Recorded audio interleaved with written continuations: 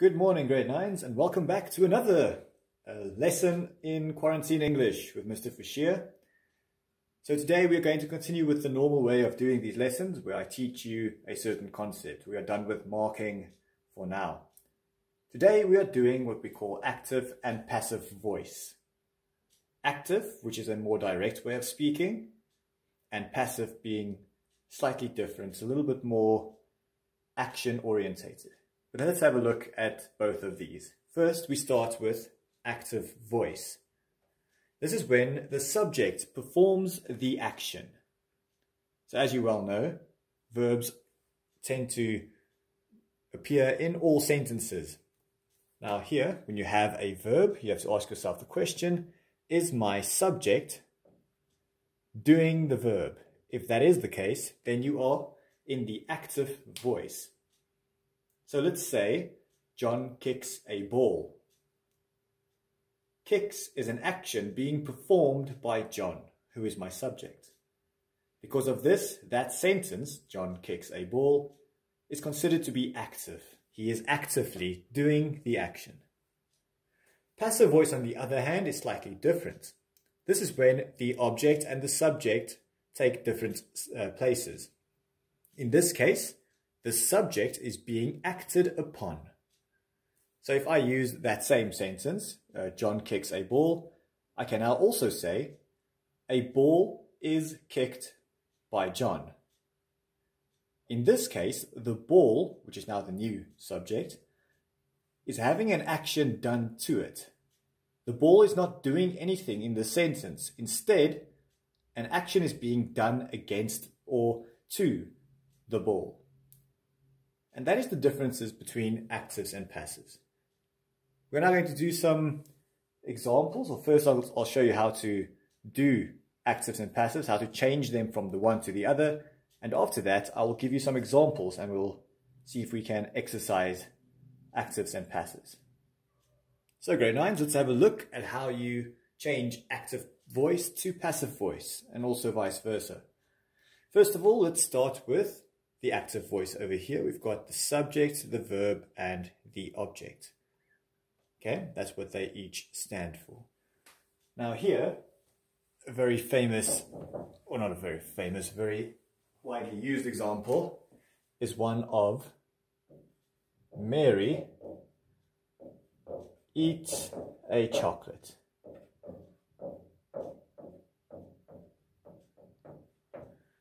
Okay, so in this case, let's see if we can find the subject, verb, object in this sentence. It is quite simple. Eats is my verb, which is very simple to find. It's the action. The person doing this is Mary, which makes her the subject. And she's interacting with a chocolate, which makes that my object. So this is a very typical active sentence. It's a subject directly doing something. But now if I want to change this sentence into the passive voice, it will look more like this. Now it becomes a chocolate, which will be the beginning of my sentence. As you can see here at passive, you can see that the subject and the object will take different places. That's why I'm starting with a chocolate, just so that you know. So a chocolate is eaten by Mary. Many people tend to make the mistake by saying that the chocolate eats Mary. That is also an active sentence, and a very horrible one at that. You're probably watching some horror film. No, chocolates cannot eat humans, yet. So in this case, the best way to write this is a chocolate is eaten by Mary. This is a passive sentence because this action is being done to the subject of the sentence, which is now a chocolate instead of Mary. This is the big difference between active and passive. And it is that in active, something does something directly, and in passive, something is being done to something. Now, a very quick little extra tip I can give you here is when this word is now plural. This comes back to concord, if you can remember this lesson. So the original sentence here, the active sentence, would have been Mary eats chocolates. It's that simple. So Mary eats chocolate. I'll even write it up here.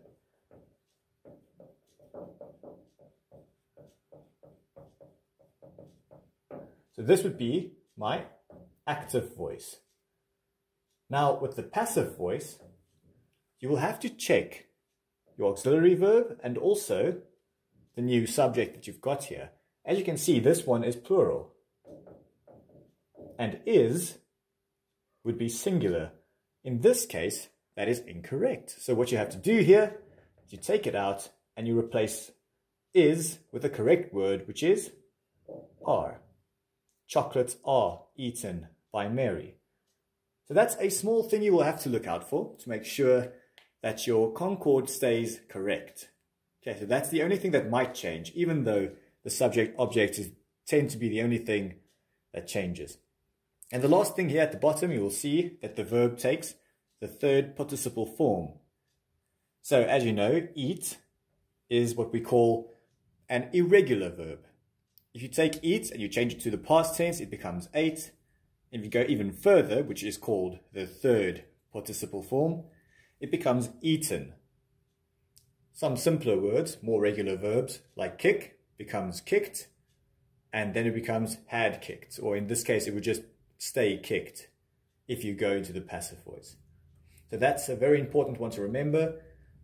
So in general, if you want to write down any specific rules, rule number 1 would be start your sentence with your object. Rule number 2 would be make sure your verb is grammatically correct by making sure it corresponds with your subject, and also that your verb is in the third participle form. And then thirdly, add the initial subject to the back of your sentence. This will only apply if you are doing actives to passives. All of these rules are inversed when you go from passive to active. Okay, grade 9s, now we can start with some examples to show you some of the more detailed parts of actives and passives. Let's start with the very first sentence. First, let's find out if it is active or passive so we can see where we have to change it to. A ball is kicked by John. Here, is kicked would be the verb. And I have to ask my sentence, or myself the question, is the ball doing this action? And in this case, it is not. So the ball is being acted upon. So this must be passive voice. Now let's try and change this. We'll have to start with this part of your sentence. By can be left out. There we go. So John would be the start of my sentence. Now, is shows me that it is in the present tense. Remember, this word will always appear to be in the past tense or in the third participle form. We have to take it back to its initial form. So in this case, is kicked means in the active sentence, John simply just kicks. And then a ball is what he's interacting with. And now let's see if my sentence is in the active voice. John kicks a ball. There's my verb. Who is doing the kicking? John, which means it is the normal subject, verb, object formula. Now let's go down to number 2. Pete gives Jane a pencil. Now in this case, a pencil is what we'll have to start with because that is the object of my sentence. Gives is what the verb is, and Pete being my subject. So as we can see, it's the normal subject, verb, object formula. So this sentence is in the active tense. We want to change it to the passive tense. So we'll definitely start with my object, which is a pencil. A pencil. Now we look to the verb, which needs to go to the third participle form. This word shows you that give changes to gave, which becomes given. So I need to use given. This is in the present tense, so the auxiliary verb I use is. A pencil is given to Jane, because she's receiving it, by Pete. Just ran out of ink there. I have to use a different marker. Okay, so here we go. A pencil is given, third participle form of your verb, and to Jane by Pete. Now let's get on to number 3. She is eating an apple. Now here the interesting thing is that, so we've got a continuous tense sentence here. She is eating an apple. So it's technically just present continuous tense or progressive. But still, is eating is my verb. She is doing the action, makes her the subject. An apple is my object. So this is what we call an active sentence. So let's change it around. We're going to start with my object, which is an apple. And now I need to stay in the same tense here. So is eating an apple, I will use is. And whenever I find the word ing in an active sentence and I want to make it into a passive sentence, an apple is being. So this word is quite important and will only be used if you find that. So an apple is being, third participle form, eaten by her. And here you can see that sometimes even your pronouns might change if it changes from the beginning of your sentence to the end or latter part of your sentence. Okay, grade 9s, the last thing we'll be talking about is why use active and why use passive.